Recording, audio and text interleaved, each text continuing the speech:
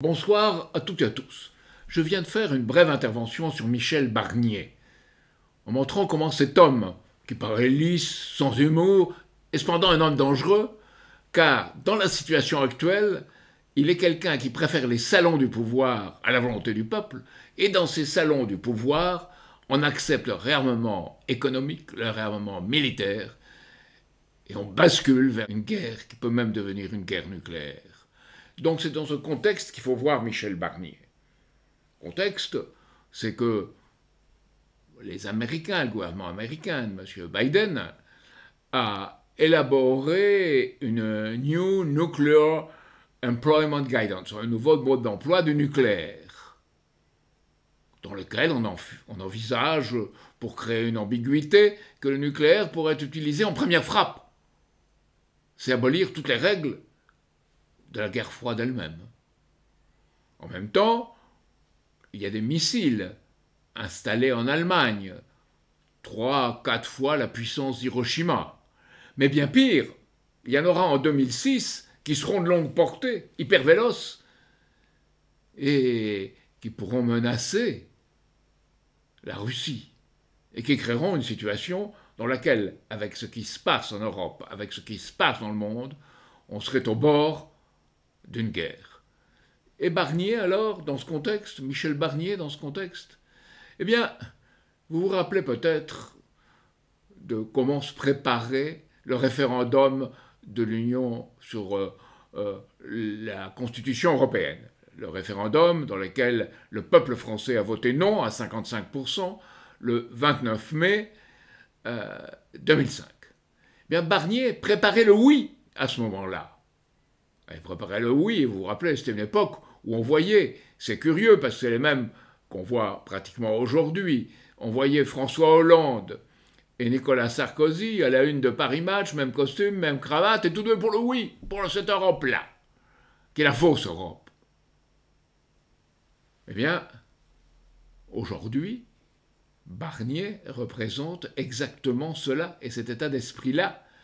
Après le non du 29 mai 2005, il est parti. On n'a plus voulu. Mais il a préparé avec quelque chose qui s'appelait le groupe Amato, il a préparé le traité de Lisbonne, qui remplaçait le traité constitutionnel européen, avec à peu près le même contenu, avec des amendements préparés, avec cette habileté diplomatique que peut avoir M. Barnier. Et d'autres. Il ne faut pas l'accuser seul, mais il a joué un rôle prépondérant. Il a joué un rôle prépondérant dans la négociation du Brexit. Bref, c'est un Européen de l'Union européenne, pas un Européen de cette Europe des cathédrales dont parlait le général de Gaulle en disant qu'elle devait être ouverte à tous, pas seulement à ceux qui se rendent habituellement aux cathédrales. C'était une image pour de Gaulle. Eh bien non, pour Michel Barnier, c'est une Europe soumise à un fédérateur extérieur qui sont par-delà les États-Unis d'Amérique, l'oligarchie financière qui occupe les États-Unis d'Amérique. Il faut bien comprendre cette différence, car cette oligarchie financière est contre toutes les nations, tous les peuples,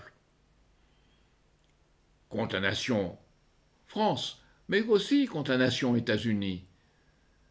Elle entend prévaloir partout et faire prévaloir sa politique, qui est une politique de réarmement militaire, de réarmement économique.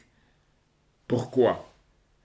Parce qu'elle a besoin, comme elle est aux abois, comme son système est en train de s'effondrer, elle a besoin de menacer ceux qui sont à l'extérieur de ce système et les contraindre à obéir, à soumettre. D'où les guerres américaines incessantes, où l'armée américaine protège évidemment le complexe militaro-industriel financier, cette oligarchie militaire. Alors Barnier, à l'échelle européenne, je ne sais pas s'il en est pleinement conscient, mais cela n'a pas beaucoup d'importance. Il a été un élément de cette politique-là, de cette soumission constante et de plus en plus grande de l'Union européenne à ces forces qui sont des forces de guerre. Donc voilà le Premier ministre que nous choisit Emmanuel Macron. Et ils sont tous les deux d'accord sur cette notion de l'Europe. Et il espère aussi, je pense, ils espèrent aussi, que sur la question de l'immigration, Michel Barnier étant plutôt dur, on aura la complaisance du Rassemblement national. Donc voilà la situation. Situation qui doit se définir comme quelque chose qui est décisif. Ça ne veut pas dire que tous les jeux, tous les dés sont jetés, non. Mais c'est quelque chose de décisif. Pourquoi ? Parce que, normalement, un budget aurait dû être présenté au Parlement français et devra l'être, selon les textes, devra l'être à l'Assemblée nationale à la fin du mois. Or, en même temps, nous devons répondre à une procédure de déficit budgétaire excessif. Une procédure enclenchée contre nous par la Commission européenne, par l'Union européenne. Alors, qu'est-ce que ça veut dire ? Ça veut dire que, on dit voilà, la France, vous avez plus de 110% de déficit de dette publique, plus de 110% de dette publique par rapport au produit intérieur brut, et beaucoup plus que 3% de déficit budgétaire, de déficit du budget public.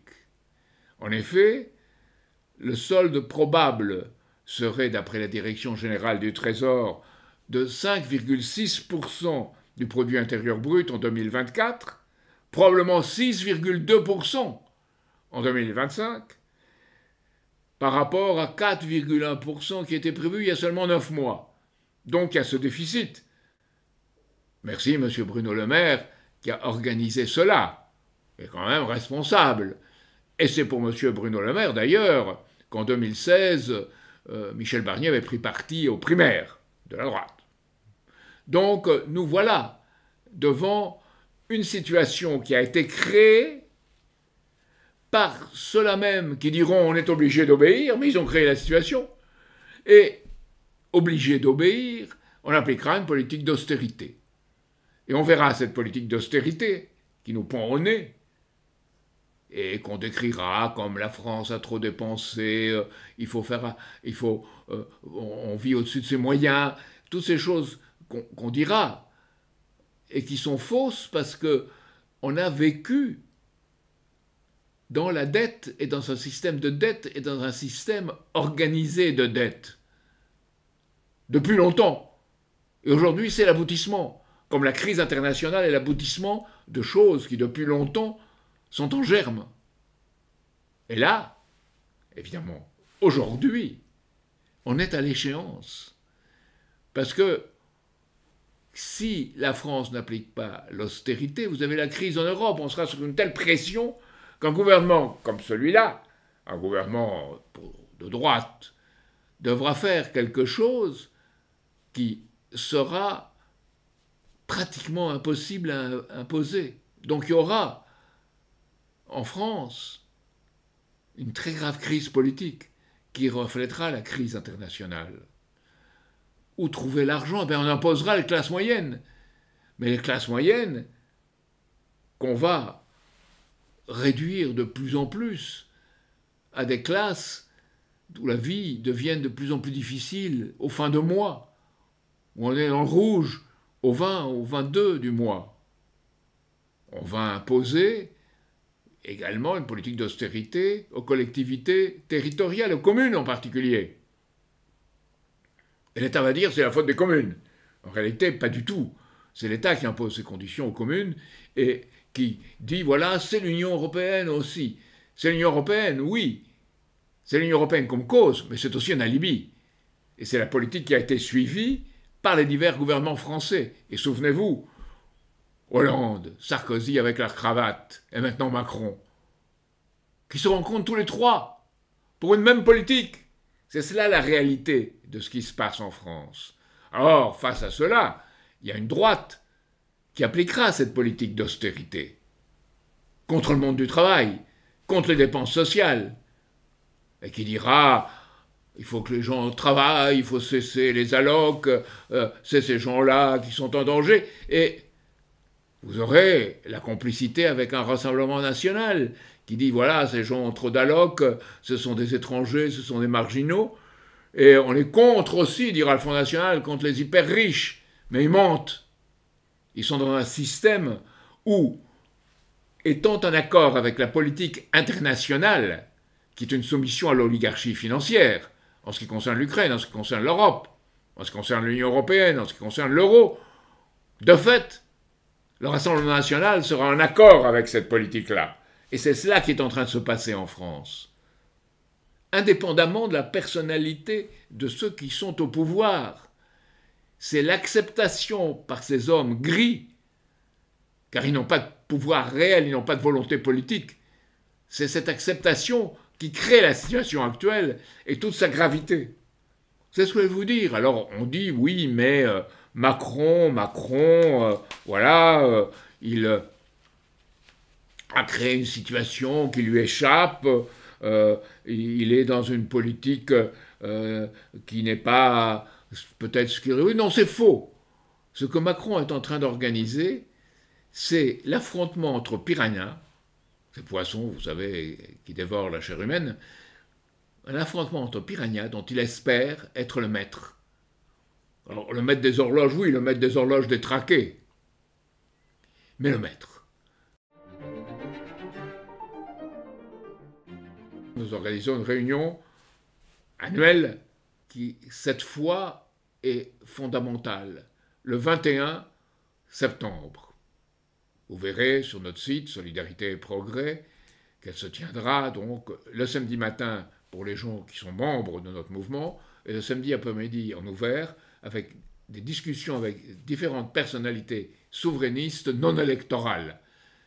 Car on doit sortir de ce vice à court terme électoral pour penser long et créer une influence qui reporte la France vers son rang et son rôle dans le monde, qui est un rang de défense de la justice, pour faire une belle France, une France dans laquelle chacun peut croire, et non cette France où règne aujourd'hui le pessimisme, et dont il faut sortir, car c'est notre pire ennemi. Donc je vous appelle à cette espérance. Il faut une politique de paix internationale, notre coalition internationale pour la paix. Et je vous demande sur le site de l'Institut Schiller, que vous pouvez trouver sur Internet, d'examiner ce que nous faisons. 500, 600 personnes qui communiquent dans le monde, avec des groupes un peu partout, qui se battent pour cette politique de paix, pour éviter que nous sombrions dans la guerre. Et pour éviter aussi que nous sombrions dans le réarmement économique, qui est la forme, disons, mondaine de parler de la guerre. Car si on fait ce réarmement économique, c'est pour un réarmement militaire. C'est le complexe militaro-industriel que dénonçait Eisenhower en 1961, qui est maintenant un militaro-industriel, financier, politique, de renseignement, qui est un complexe qui est devenu une forme qui contrôle les gouvernements. Et Barnier et Macron sont des hommes contrôlés. C'est comme ça qu'il faut les voir. Et si on veut engager la vraie bataille pour la France, la bataille de la production, la bataille de l'éducation, la bataille de l'alimentation, la bataille du secteur public, il faut mobiliser quelque chose d'autre qui soit le lien dans notre politique entre ceux qui sont partisans d'une politique internationale pour une nouvelle architecture, de paix par des moments mutuels, de sécurité en Europe et dans le monde, et de sécurité par le développement économique, et qui, à l'intérieur de notre pays, ont une politique cohérente avec cette politique internationale. C'est là qu'à cette époque de l'histoire, l'international et le national se rejoignent, comme le idée de Gaulle lui-même, d'ailleurs pendant la guerre, où ils se rejoignaient. Et c'est cela que nous devons comprendre, que nous soyons dans quelque parti ou avec quelque étiquette que ce soit, par-delà, nous devons comprendre que la souveraineté nationale, la véritable souveraineté, c'est de reconnaître la souveraineté des autres et de la pratiquer vis-à-vis de notre propre peuple. Or, Michel Barnier, je le disais au début, est un danger. car ils préfèrent les allées du pouvoir, Bruxelles, l'Union européenne, les discussions entre gens qualifiés pour servir le système. Ils préfèrent cela à la volonté du peuple. Et que nous devons réimposer, c'est cette volonté du peuple, non avec de fausses promesses, mais avec des promesses qu'on peut tenir parce qu'on a une politique internationale qui est en accord avec ce que les BRICS vont définir à Kazan le 22 et le 24 octobre, une politique internationale qui est une politique de rupture avec cette politique de l'oligarchie financière qui prévaut dans les pays occidentaux, et en particulier en France, depuis le départ du général de Gaulle. Voilà le défi. Et les gens qui ont un sentiment d'amour de la nation, qui est un sentiment d'amour du peuple, qui est un sentiment d'amour de ce qu'ils produisent, eh bien ceux-là doivent penser qu'une union par-delà les étiquettes doit pouvoir se réaliser, et c'est à cela que nous travaillons.